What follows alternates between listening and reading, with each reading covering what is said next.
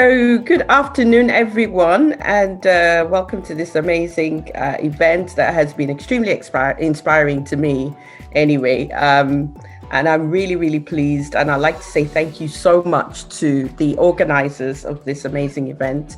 And I'm just going to start. So my name is Bolaji Sofoluwe, as I've already been introduced quite eloquently by Yemisi. Thank you so much for that.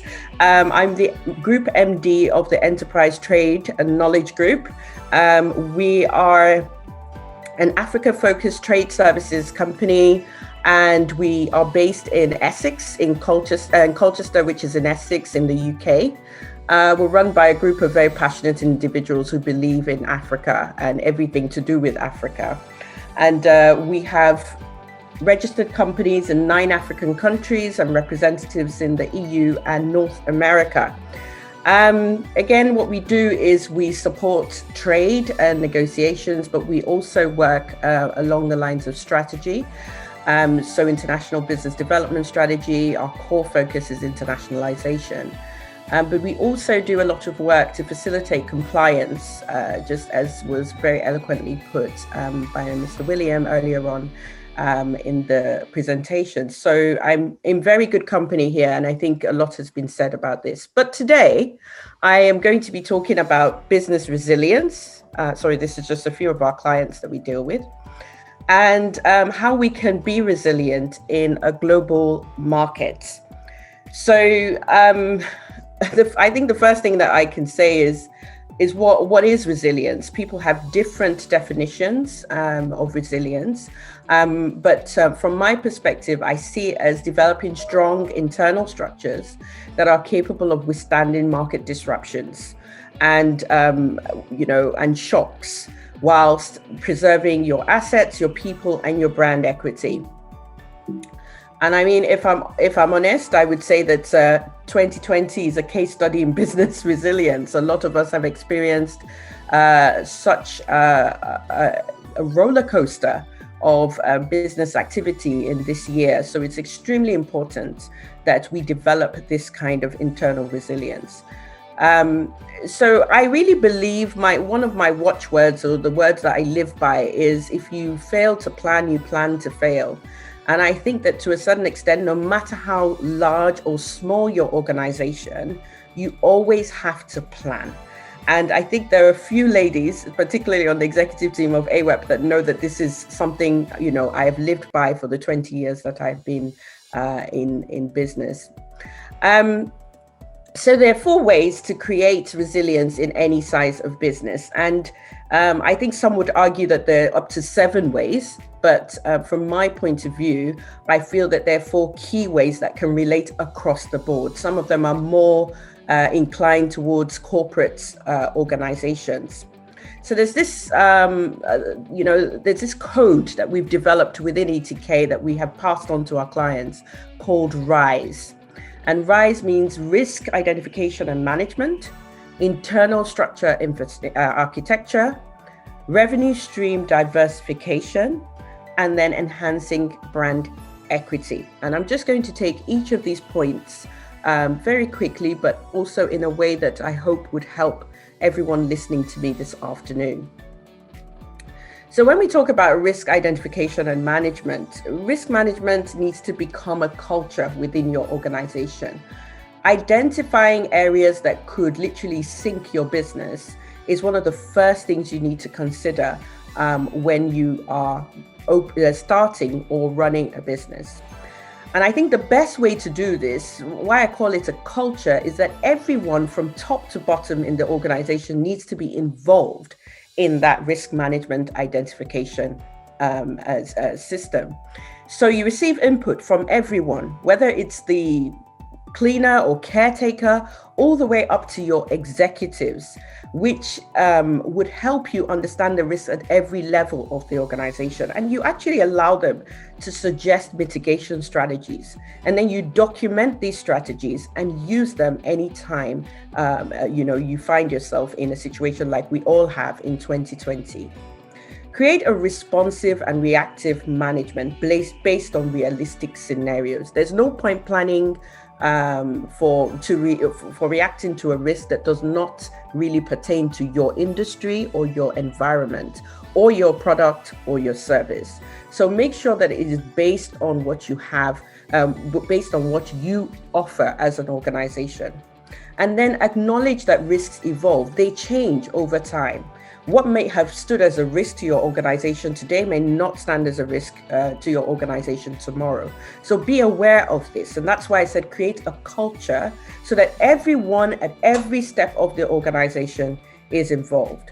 And then when you've done this, make sure you communicate the strategy to your key stakeholders. So all your people, your suppliers, your shareholders, investors, and your creditors, including yourself, and do this swiftly.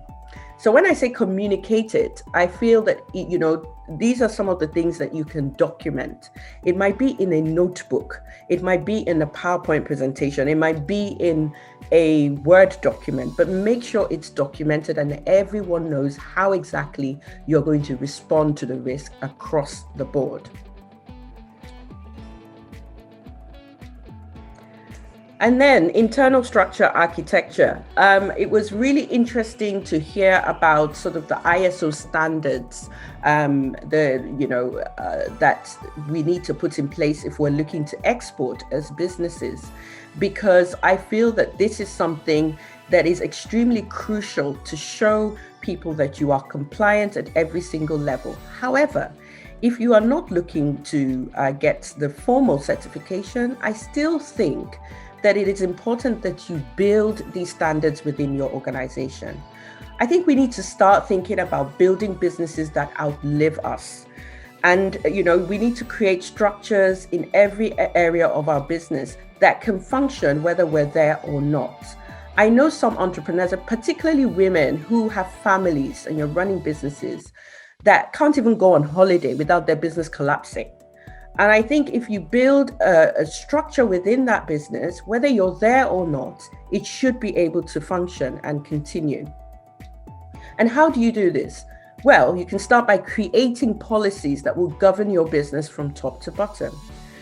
If you were to go for a big contract, they would ask you for certain due diligence. They'll ask certain due diligence questions. And usually these due diligence questions are around your anti-slavery policies, your corruption policies, your whistleblowing policies, and all of these other things. Start to think about the policies that would actually be more or most relevant to your business and start to develop them one after the other. And if you can't do this, find somebody who can actually help you develop them. Because what then happens is that you have this structure in place, again, that can outlive you completely. But more importantly, as we start to grow and scale our businesses, or as we start to look for international opportunities, when we do want to get these certifications, a lot of these things will be in place already. So you don't actually need to start building from scratch. And then finally, develop checks which would ensure that you're following these structures that you have built, and review them constantly. I feel it's important that you hold everyone accountable to these structures, including yourself and every single member of your team at every single level. And then revenue stream diversification. We can't put all our eggs in one basket, and I'm sure we all know this. So in developing internal structures, let us include research and development. R&D is not just for big organizations. R&D is for every size of organization. Let us work towards creating varied products and services within our organization that can stand as revenue drivers.